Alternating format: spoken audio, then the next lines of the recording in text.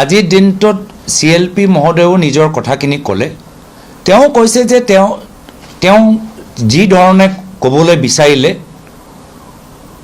তেওঁতো ক'লে কি বহুতে কয় যে তেওঁ বিজেপি এজেণ্ট সেই ধৰণৰ তুলনা বা সেই ধৰণৰ কথা ক'বলৈ যাওঁতে ৰেজাউল কৰিমৰ নাম ল'লে কিন্তু মই ভাবোঁ যে প্ৰথম দিনত তেওঁ যি কথা ক'লে যে শিৱসাগৰ ধুবুৰী কথা কোৱাটো অনুচিত সেয়া তেওঁ মূল কথা আৰু তাৰ পিছত ঘটনাক্ৰম যি ৰাজনৈতিক দলৰ মাজত আপোনালোকে দেখিছে কেতিয়াবা হৈ গৈ আজি তাৰিখত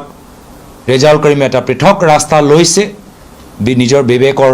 কথা শুনি তেওঁৰ দলটো এৰি দিছে কিন্তু CLP আৰু কংগ্ৰেছ দলৰ সদস্যৰ ওপৰত এনে ধৰণৰ বিজেপি এজেণ্ট মানে যে মন্তব্য তেওঁ দাঙি ধৰিছে আমি সমৰ্থন নকৰোঁ আমি কংগ্ৰেছ দল একত্ৰিত হৈ বিজেপি দলৰ বিশেষকৈ হিমন্ত বিশ্ব শৰ্মা ডাঙৰীয়া যোৱা 20টা বছৰ যে তেওঁলোকৰ ৰাজনীতি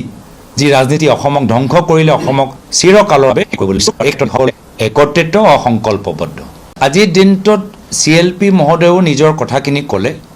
তেওঁ কৈছে যে তেওঁ যি ধৰণে ক'বলৈ বিচাৰিলে তেওঁতো ক'লে কি বহুতে কয় যে তেওঁ বিজেপি এজেণ্ট সেই ধৰণৰ তুলনা বা সেই ধৰণৰ কথা ক'বলৈ যাওঁতে ৰেজাউল কৰিমৰ নাম ল'লে কিন্তু মই ভাবোঁ যে প্ৰথম দিনত তেওঁ যি কথা ক'লে যে শিৱসাগৰ ধুবুৰী কথা কোৱাটো অনুচিত সেয়া তেওঁ মূল কথা